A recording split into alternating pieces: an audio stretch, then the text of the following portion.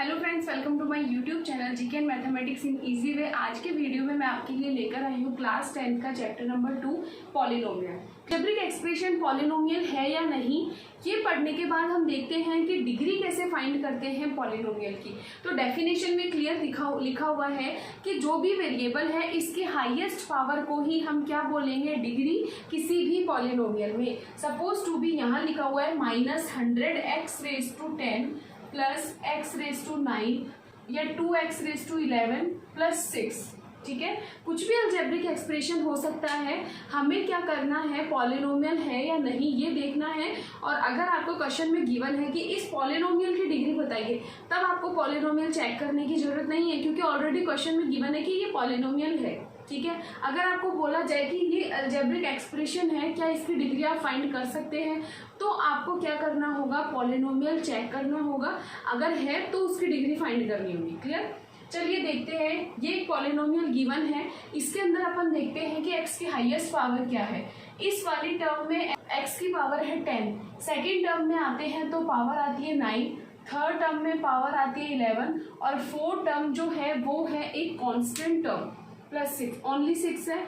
ये एक constant term है और कांस्टेंट टर्म की पावर अभी मैंने आपको बताया था ऑलवेज कितनी होती है, 0। तो ये याद रखना है, कांस्टेंट टर्म की पावर कितनी हो गई, 0। अब इसमें से आपको हाईएस्ट नंबर चूज करना है और वो क्या है, 11। इसका मतलब इस पॉलिनोमियल की डिग्री क्या हो गई, 11 हो गई। ठीक है, सिंपल सी चीज है डिग्री निकालना। कॉफिशिएंट भी आपको चेक करना आना चाहिए। x⁻10 का कॉफिशिएंट है -100, x⁻9 का 1, x⁻11 का 2 और ये है कांस्टेंट टर्म 6। ठीक है, सिंपल बेसिक सी चीजें हैं जो कि आपके माइंड में क्लियर हो चुकी हैं। इसके बाद आता है टाइप्स ऑफ पॉलिनोमियल, कि जो पॉलिनोमियल होता है ये कितने टाइप के होते हैं based on the degree of polynomial. ठीक है, इनके डिग्री के बेस पर ही हम देखते हैं कि पॉलिनोमियल कितने टाइप के होते हैं। तो कुछ टाइप इस तरीके से है। सबसे पहले आता है zero polynomial, linear, quadratic, cubic. ठीक है, आपके सिलेबस में इतना आपको याद रखना है, जीरो पॉलिनोमियल, लीनियर, क्वाड्रेटिक और क्यूबिक। जीरो पॉलिनोमियल पढ़ने से पहले हम लीनियर पे फोकस करते हैं कि लीनियर पॉलिनोमियल क्या होता है। एक ऐसा पॉलिनोमियल जिसके अंदर वेरिएबल की हाईएस्ट पावर 1 हो या जिसकी डिग्री 1 हो। ठीक है, डिग्री और हाईएस्ट पावर एक ही बात हो गई।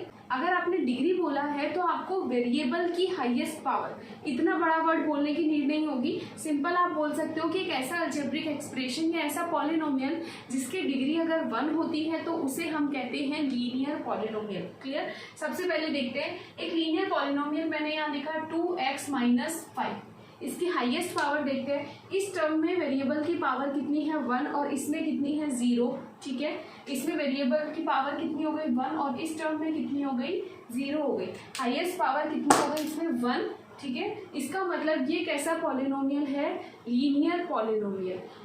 तो लीनियर पॉलिनोमियल से आपको जीरो पॉलिनोमियल समझ में आ गया होगा कि ऐसा पॉलिनोमियल जिसकी डिग्री 0 हो। जैसे कि मैंने यहाँ पे लिखा 0 कब हो सकती है, जब कोई भी पॉलिनोमियल जो है, ये मैंने लिखा यहाँ 10।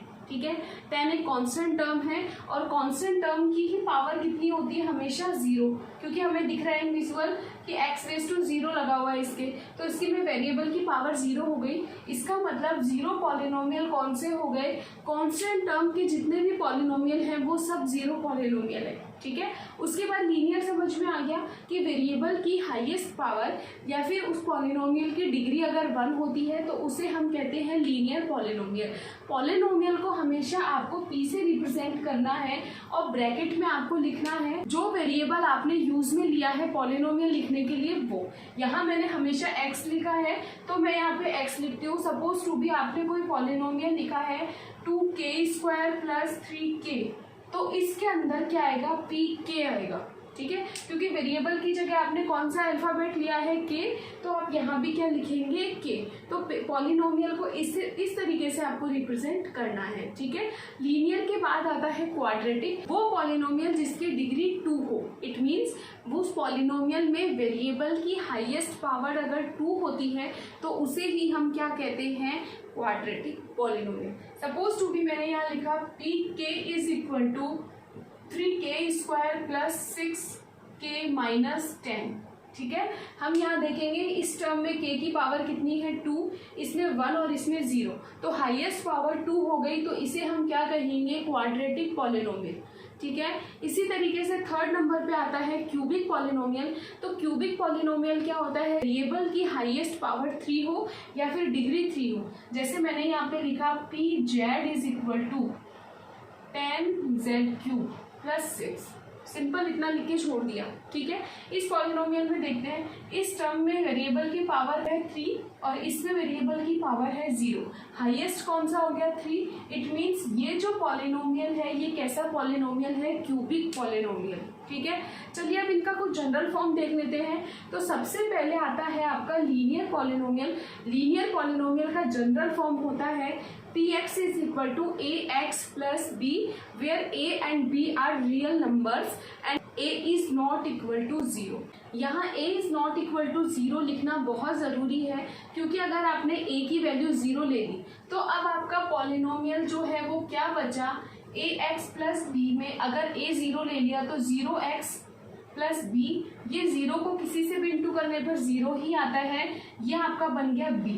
और b क्या है, कांस्टेंट टर्म है, तो ये आपका क्या बन गया, कांस्टेंट टर्म बन गया, ठीक है। अब ये लीनियर नहीं रहा, क्योंकि वेरिएबल की हाईएस्ट पावर 1 होनी चाहिए, वो टर्म ही खत्म हो गई। तो जब भी आप इस तरीके से लिखोगे तो आपको ये दो चीज़ें लिखना बहुत ज़रूरी है, a and b are real numbers and a is not equal to 0, ठीक है। क्वाड्रेटिक पॉलिनोमियल की जनरल फॉर्म देखते हैं, px is equal to ax square plus bx plus c where a, b, c are real numbers and a is not equal to 0।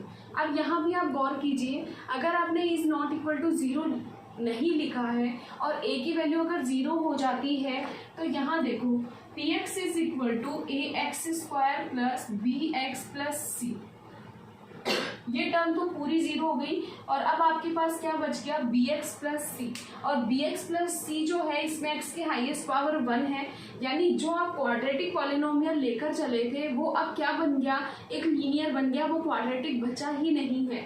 इसका मतलब ये term 0 नहीं होनी चाहिए, तभी ये क्वाड्रेटिक पॉलिनोमियल रहेगा, ठीक है। और ये कब 0 नहीं होगी, जब a की वैल्यू 0 नहीं होगी, ठीक है। इसी तरीके से आप नेक्स्ट देखते हैं क्यूबिक पॉलिनोमियल।